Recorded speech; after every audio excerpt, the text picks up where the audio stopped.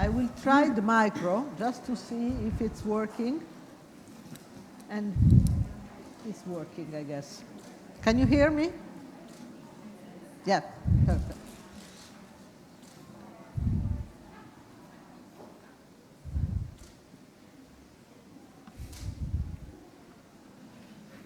So we are waiting for people who was happily having lunch, and unfortunately, they are obliged to join, Chiara, they are obliged to join us and leave the wonderful food prepared for all of us. And so, let me see.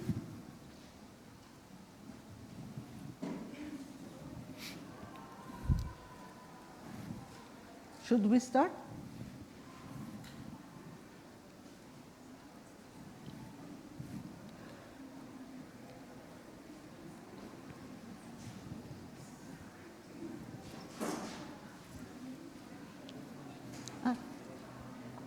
No, okay.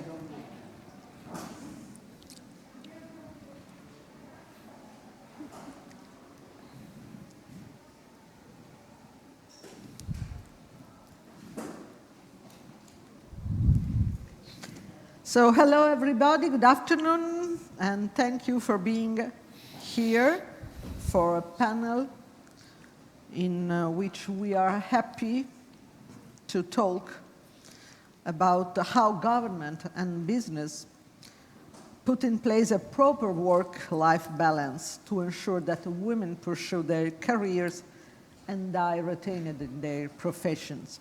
I'm very glad to say hello to the Minister of Family and Gender Parity. Good afternoon, Minister. Good afternoon. Elena Bonetti is not with us today live because of her engagement with the role of minister, of course, but she was here for the whole 2 days, and so she perfectly knows how successful and brilliant and energizing is this wonderful meeting I'm honored to be part of. Women's Forum G20 is probably here in Milan the first time I can see such an impressive number of women and men, and it seems to me they are really engaged in the topics we are talking today, yesterday, and till the end of this day.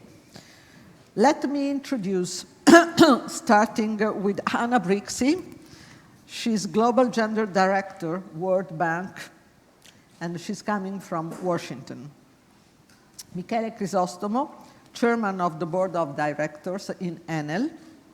Mauro Macchi, CEO Italy and Market Unit Lead Italy, Central Europe, Greece, for Accenture. And what about myself for the people on streaming and the international guests?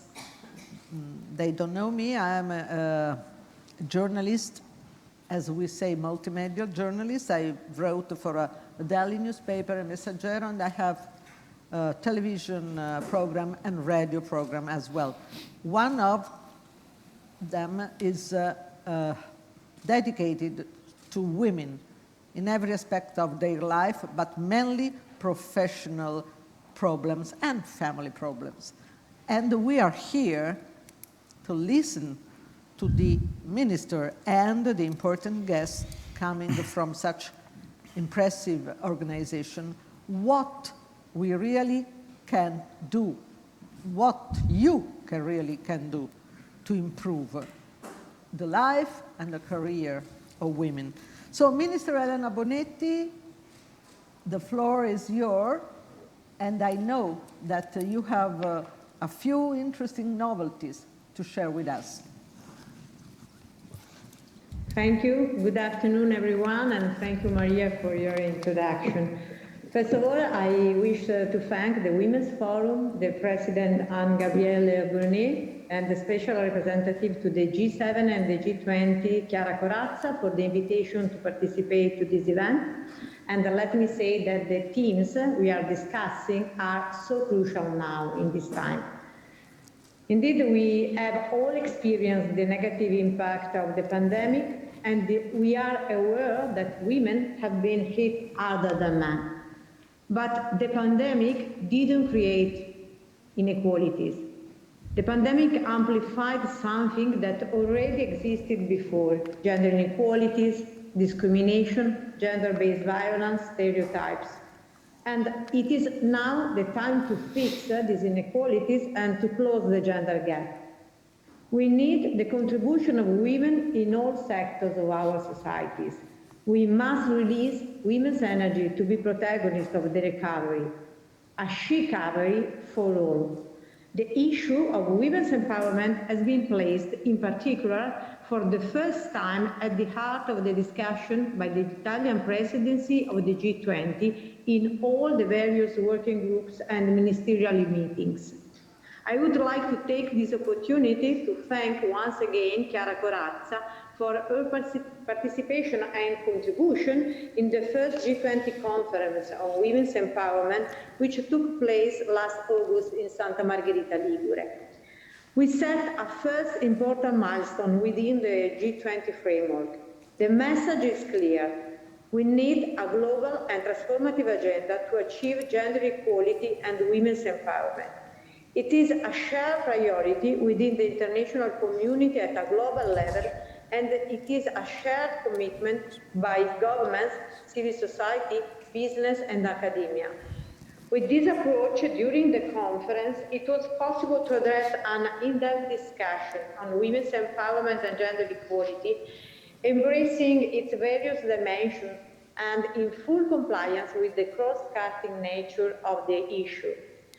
We are all aware that a response to the effects of the COVID-19 pandemic must be shared and coordinated among the G20 countries. And on this point, the conference finds total convergence with the vision of the recovery. The crisis from which we are slowly emerging, with the heavy burden of its socio-economic consequences, has affected all those economic sectors where the presence of women is higher. Women, therefore, have primarily suffered the effects of the health, economic, and social crisis. Furthermore, the crisis has intensified cases of violence against women, making it a real emergency in all our countries. The empowerment is an answer to women's conditions of danger, and it helps to recover victims of violence. This critical situation for women is even more critical in developing countries due to the high level of job and educational insecurity, poor social protection, and a lack of respect for their fundamental rights. Against this worrying scenario, the G20 Conference on Women's Empowerment represented a forum for a discussion focused on promoting an inclusive and sustainable economic recovery consistent with the Sustainable Development Goals set out in the UN 2030 Agenda. Our commitment is to provide concrete and effective tools to put women at the center of a sustainable and inclusive recovery, and to promote the opportunity for a positive change involving institutions and society as well. We must ensure the full and equal participation of women in our societies and economies. We must fight the many factors that persist and undermine women's empowerment. Unacceptable stereotypes, which are often the cause of gender-based violence, are the first obstacle to women's affirmation and autonomy in our societies. Pivotal is the full participation of women and girls in STEM fields and the promotion of effective financial and digital literacy. These are all factors functional to the promotion of a gender perspective and women's role in the development of technologies. They are necessary for the energy and digital transition, for the protection of the environment and the fight against climate change. In addition, women's economic empowerment requires the elimination of all barriers that limit the chance of being both mother and worker at the same time, guaranteeing for those who wish to do so the necessary resources to pursue both paths.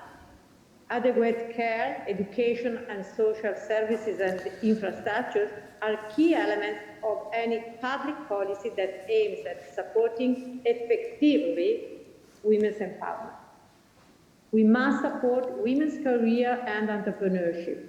We must strengthen commitments and political actions aimed at closing gender gaps in the labor market and the wage gap, removing all obstacles that effectively prevent women from accessing leadership roles. All these elements together contribute to achieving an inclusive, resilient, sustainable development, as I've already said. The Italian government is strongly committed to do its part in this direction with conviction, not only on an international level, but also on a national one. The Italia Domani Plan, approved as a part of the Next Generation EU, has recognized gender equality as a cross-cutting priority, including measures to support employment, female entrepreneurship, and parenting.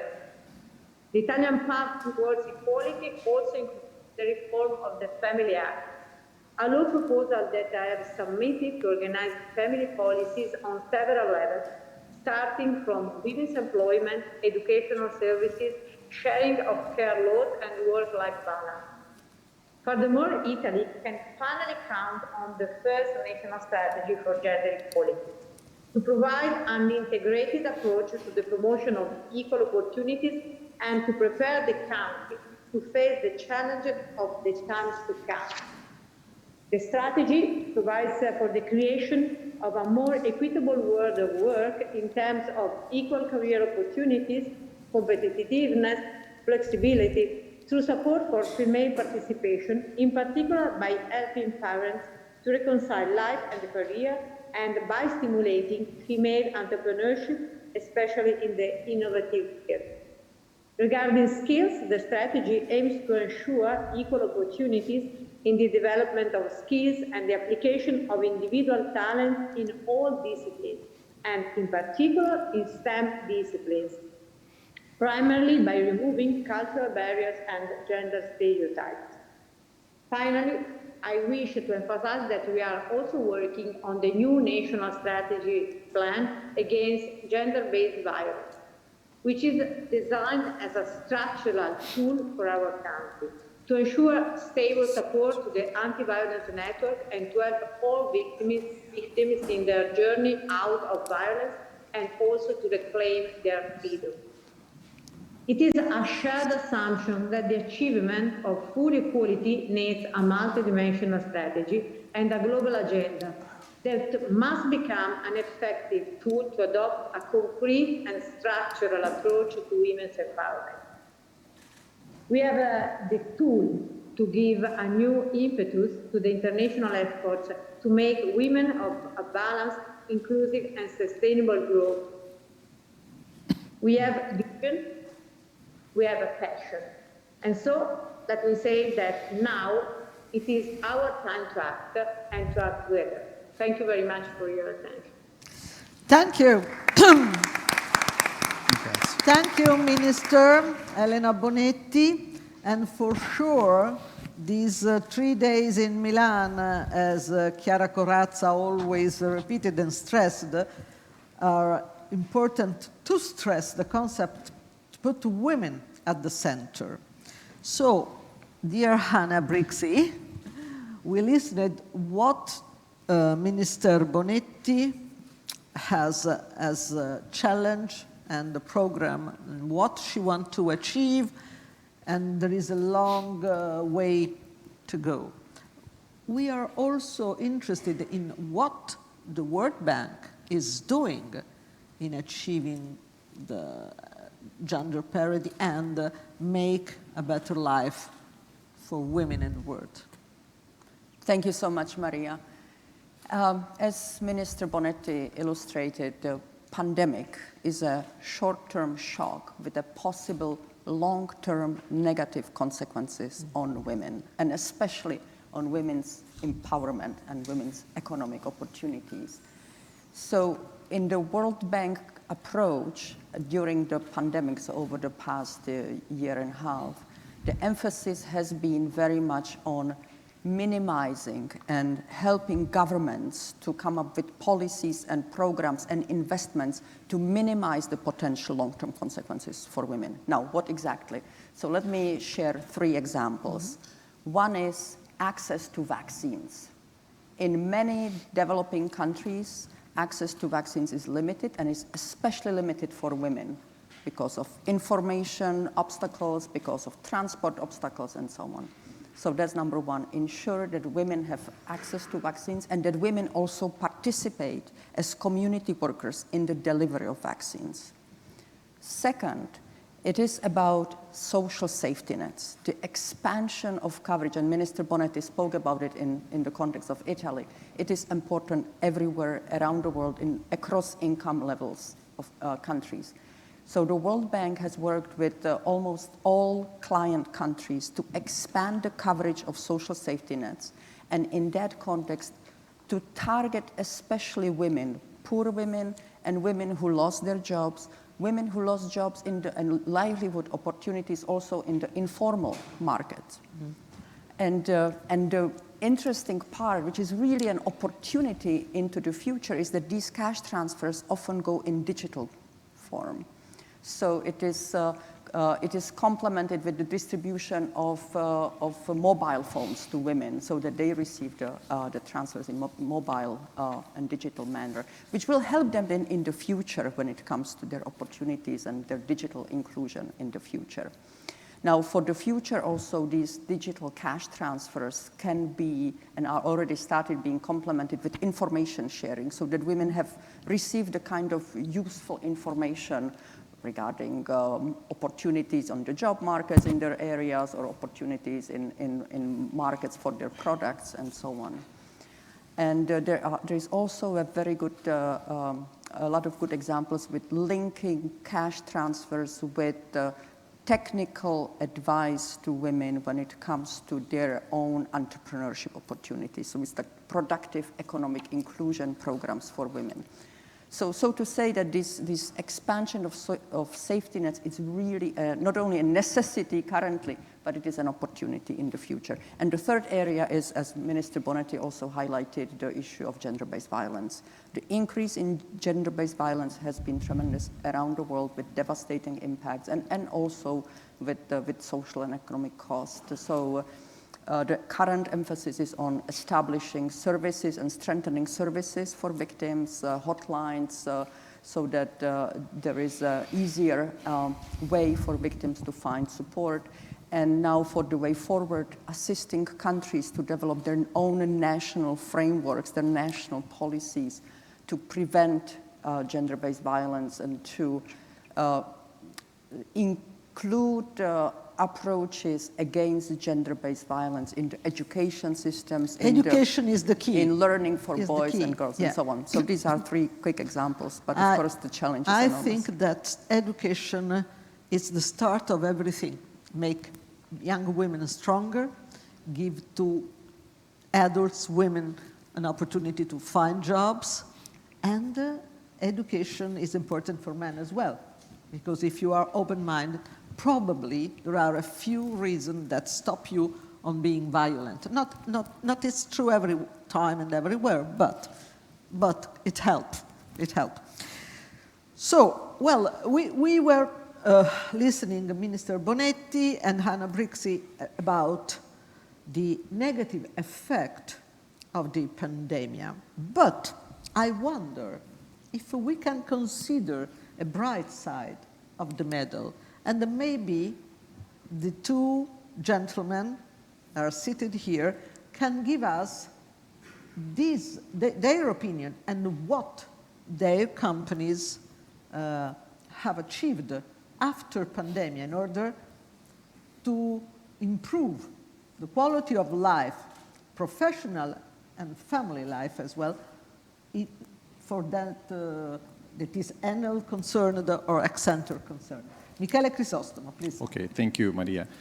So the first comment here is that the pandemic, as in any other aspect of our working and social and family life, has been showing in a sort of a high definition type of set what some of the problems that we used to have and some of the opportunities that we didn't know we would have had anyway have been, can be reconsidered, looking forward. So in this sense, the pandemic has been and is an opportunity to reconsider a number of things. What we have learned in respect of the gender gap issue is, first of all, that a company which is more digitalized is a better company in terms of allowing those level of flexibility that has been fundamental during the pandemic, but will be staying as a fundamental tool for organizing or rethinking the working environment organization in terms of allowing a better work-life balance.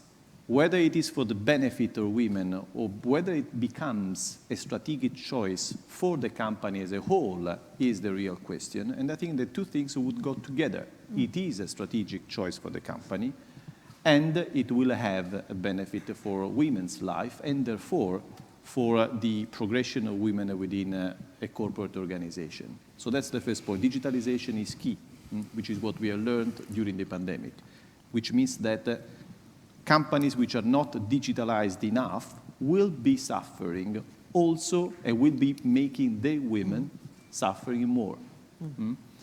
That's the first point. The second point is that we have seen a dynamic where the cultural element, which are on the back of the gender gap issue, which has to do with the family organization, with the school organization, are crucial here, which comes to your point about education. So what Anna was saying is very interesting because she has given us a scale under which we can look at the gender gap issue. Of course, in countries like Italy, Germany, England, we are concerned about career. We are concerned about career. In other countries, we are concerned about access to a basic education, to fundamental services, to avoiding violence, to have an opportunity to have a sort of a life where a woman can develop, its skills and talents. So it's a different type of scale, which is another thing that we as Enel, for instance, see because we are present in 31 countries. We have been seeing different reactions in different countries. So that's another point which we, I think, need to consider because we should put the gender gap issue in a wider concept. And again, I go back to the fact it's not a women's problem. It's a problem for any leadership today, public and private, to deal with this issue because it has to do with the fundamentals of any corporate body and of any public body. What I was saying is we have seen this gender gap having an impact on the demographic development of countries. Let's consider the example of Italy. In Italy, we have an issue in terms of very low, negative actually, natality rate. Just 400,000 newborn this year. It's a tragedy. It's a tragedy, exactly. Well, let's project this strategy looking forward, in the next decades. This will be making a tragedy becoming a total disruption of the pension schemes, of the social protection schemes, of the healthcare systems, of the work systems, because we will have an older workforce made of men and women, where the key point becomes upskilling and reskilling. So the question will become for women whether they will have the same opportunities, the same treatment when it comes to have some not only personal life change, like a maternity, but also a professional life change. So we should be putting this issue in a broader concept and working on this issue, for instance, rebalancing maternity and paternity, which is, I think, another key point, should be considered as a fundamental tool for trying to deal with one of the big issues we have in our society. I'm talking about Italy. Of course, the scenario is totally different in other countries, but let's consider Italy for a minute. which will be having a significant, a dramatic impact on our overall welfare system, in the next decades. Well, while you were speaking, I was thinking of my many years of debating about women and gender parity. And I was thinking that, 10 years ago, I wonder if one of the most important men in a big company as Enel could have seated here talking of these issues with being prepared and giving us the feeling that you really consider a matter. You really mean what you are saying. And this is something that impressed to me, because we can talk about greenwashing or companies who are apparently interested in sustainability, but in reality they are not. But it's really comforting me, and we really hope that it's true that the big companies are for sure interested in the issues we are talking since 2 days here in Milan. And this is the question for Mauro Macchi, CEO Accenture, because this is for sure is true for big companies, but small and medium-sized companies, how they are convinced that gender parity, equality, work-life balance are serious issues, not only for the wealth of their employees, but for the future of their companies. Well, first of all, good afternoon to everyone. It's great to be here. Very proud to represent a company which in Italy counts 18,000 people and globally 600,000. And also very proud that yesterday we signed the contract, the commitment to gender equality. So it's great to be in this university, great campus, and in this fantastic event.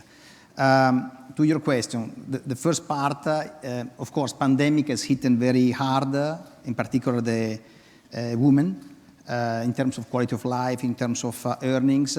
We have done several studies, and we saw that in reality, this is a fact in the last 2 years. But early on, you were asking also from some bright side, and then I will answer. Bright side, yes. So I see definitely also a widening of the gap between best practices, the so-called best practices, so large corporations, large companies, and the rest of the market. And then we see how we can pull in also the rest of the market. Clearly, we need to scale these best practices. We need to amplify the effect.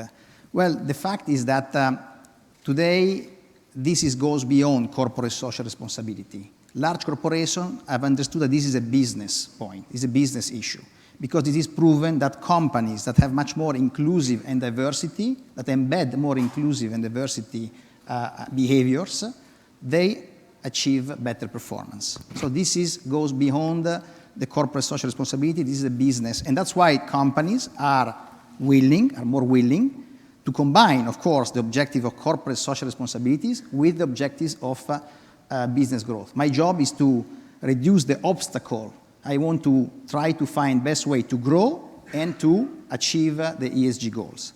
Now, the bright side is that this movement is accelerating, in my view, because when we talk to many of our clients, the movement is accelerating. And when you were asking the question about the smaller companies, I think we need to be setting the example, and we need to think also in terms of the ecosystem. So I would like that my company that is following this path is strongly pushing also the suppliers, for example, the smaller suppliers. I want to make sure that the clients are thinking the same way we are thinking. So we need to, our partners, our alliances, so I think we need to involve the broad ecosystem, and in this way I think we will be able to amplify the overall impact. The bright side is also thinking about this pandemic as a disruption. So of course it had hit hardly, but I think we can see some positive side of this disruption. And this is basically the future of work. And the future of work has a lot of opportunities and a lot of attention point. Because the opportunity of future of work is to break some barriers.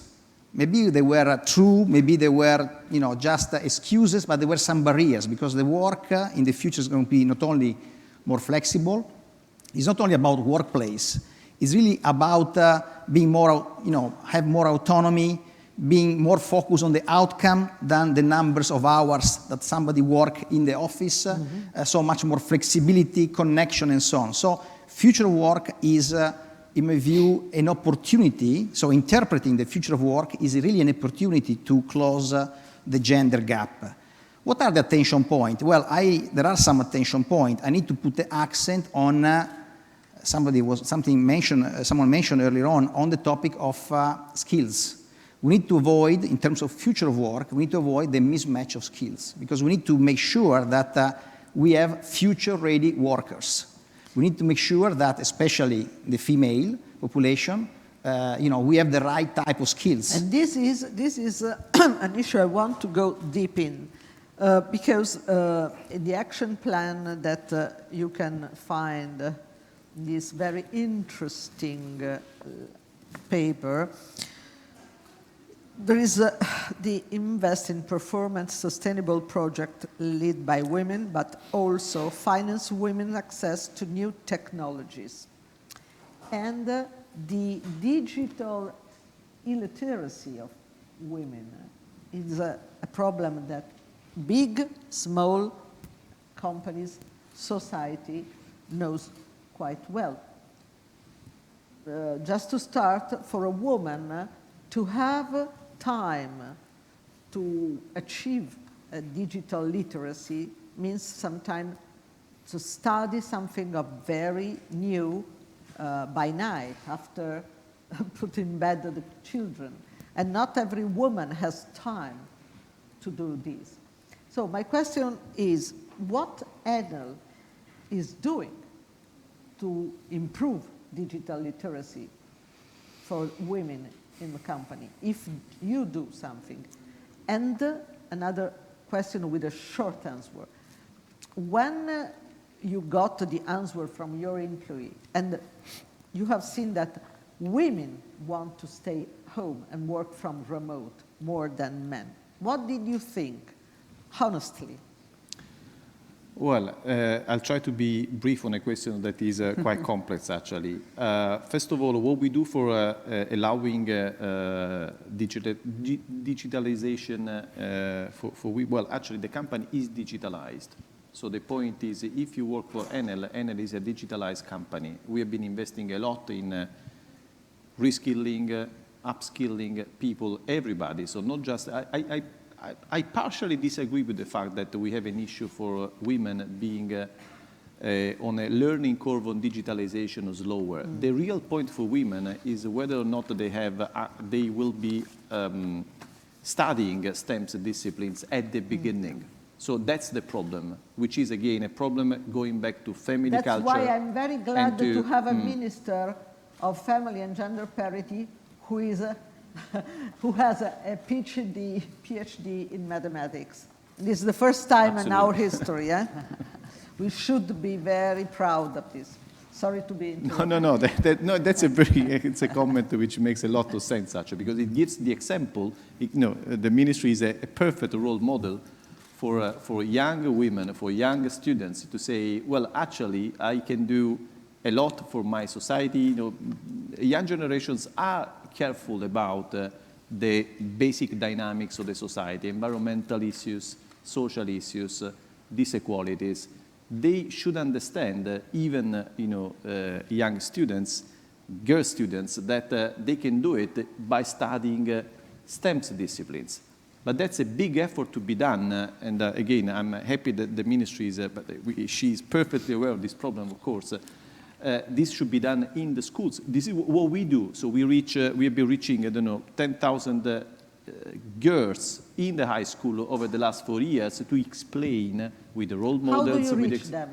Through associations, through contacts with universities, through contact with schools. We are pushing a lot on this issue as Enel. We put our people in the school explaining what are the new jobs, because On top of it, we have a big opportunity, which is for everybody coming from the energy transition. There will be new jobs created by the energy transitions. My last question, what do you really think when you have seen, well, there are a majority of women of our employers who want to stay home and a majority of men who want to go back to work. What do you really think? My real thinking has been we need to work on paternity. We need to rebalance this result. We need to be conscious that that motherhood should become something perfectly bilateral. You know, we need two parents taking care of children. We need to change the culture within families through the organization of our companies. That's a key point, which is not enough, by the way, because we are expert in managing colors. You know, we've been green before anybody else. We've been green without doing greenwashing. So we know how to manage, bright colors. If we manage pink, we should avoid to make pink washing. And the only way we can do it... Please don't do. And the only way we can do it is trying to deal with these issues in a very substantial way. I'll make you an example. Let's assume that we have a paternity leave which is compulsory for 15 days, 1 month, whatever, which is good because it gives the sense to everybody that culturally paternity is important as maternity. But if we stop there, you will have companies saying, okay, I've allowed paternity leave, I have done. This is pink washing in my view, if we don't do anything to change the culture of our companies on a substantial way. And that means to give women opportunity of being, to have the same career a man can have. Absolutely. Now, the problem is with the rest of the world, because we are in the west side of the world. We still have a long way to go, but at least we have women studying STEM and having important roles, as you have seen in these 2 days here, in a big, huge company. But what is your experience? You have listened to what Michele Crisostomo said. So what I would add, I think I totally agree with Michele, and a lot of what he said is actually applicable to countries across income levels. What I would add is the importance for governments and development partners as well as businesses to consider how to accomplish behavioral change within households and in communities. So when it comes to girls' education, and even without thinking, before going into STEM, so in many countries, just kind of thinking how to influence the thinking of parents and of the community leaders to support girls' education. And what has been effective, of course, evidence, using evidence. So providing parents with information that it is a good investment, that actually if girls get educated, they may get some economic opportunities, and it's a good investment. Providing information on the specific fields for careers and the pay in those fields. A lot of households don't have the information. If they have it, they would be more likely to support girls in a certain direction. Now, in Sahel countries, this morning we heard a little bit about Sahel countries. What has been effective in World Bank operations is to engage local traditional leaders, including religious leaders, and to have the local imam talk about the alignment or the kind of that it is not against Quran to have girls educated, and actually it is fine for women to work, and that it is beneficial for the households to have women working. And this has made a tremendous impact. And then one can, if girls stay in school, if they are motivated and supported to study important fields, such as including STEM, then they also not only are more likely to have economic opportunities in the future, but they are less likely to be pregnant in adolescence, and adolescent pregnancy is a huge problem. There is a lower likelihood of child marriage, again, a significant problem around the world. So girls' education, I think, approaching holistically through social norms and behavioral change and trying to reach parents with information and engaging the local influencers, I think is something I would add to what Michele said. And in the end of this interesting panel, Mauro Macchi, what do you suggest? We have the minister listening. What could be your suggestion to make a simple way? No? We listened, Hannah, suggesting give to parents, to family, the opportunity to think that their daughter can achieve a better pay, a better life with education. So what you can suggest to government, for instance? Well, first of all, I think I want to say that I agree that we need to work double speed. So there is a cultural challenge. So I think when I read the 10 proposal of the Women's Forum, you know, this one about the mandatory paid paternity leave. So there are 10 pragmatic proposals, and I think so. So we need to work on the cultural challenge, which will take a bit of time, but also we need to work on some sprints, some initiative that allow us to meet our objective, because the companies today are setting the objectives for 2025. As everybody is setting objectives for the CO2, we are setting objectives also for gender equality. And it's not the case that in the 10 proposals, there are 3, I want to put the accent again, on investment in our young talent.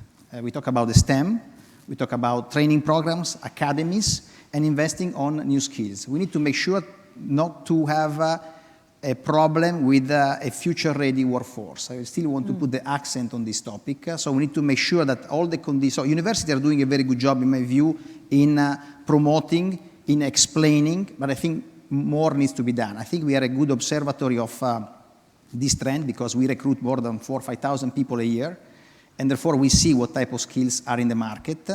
And so on one side, culture, on the other one, a set of sprints.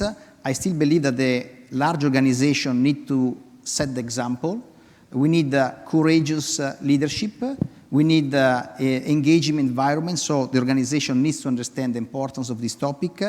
I would like to say also that we need to use smart analytics, numbers, because some companies still have resistance to declare metrics. Metrics are very important because today we have all the information about the life cycle of a talent, when are the moments of truth, where are the moments which are difficult. So also using all the information, the data for corporation to address the problem, I think is going to be a much better action to support the gender equity objective in the next few years.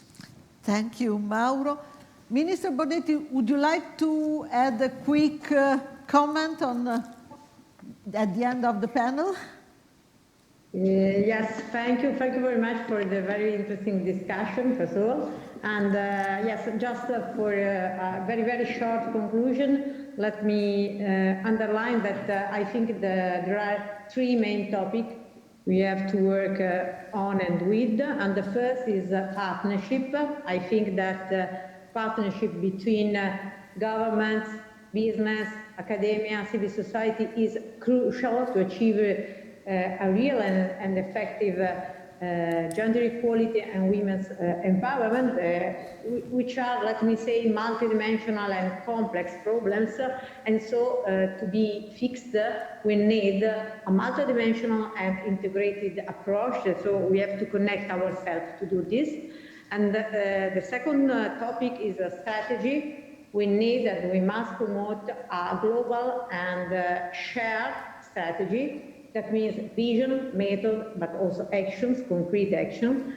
And finally, action. It is the third topic, essential topic, positive action. I mean positive action because let me now speak more as a mathematician in this sense, but we know that we have urgent and historical responsibility, that is to change the velocity of our society, to overcome the inertia of our society, and mechanics is very clear. To change velocity, to change the inertia of the society, we need to apply a force. So now is the time to apply concrete forces, positive forces in the labor market, in the cultural change, in the change we need and we are talking about. So now is the time for a new partnership, a new strategy, and to act together. So thank you very much. I think that this discussion is a clear example that it is possible. So let us do. Thank you, Minister Elena Bonetti, Minister for Family and Equal Opportunities. Thank you, Michele Crisostomo from Enel. Thank you, Hannah Brixey from World Bank. And thank you, Mauro Macchi from Accenture. Thank you all for being with us this afternoon. And now we have another interesting panel coming. Thank you. Bye. Thank you. Thank you, Maria. Thank you.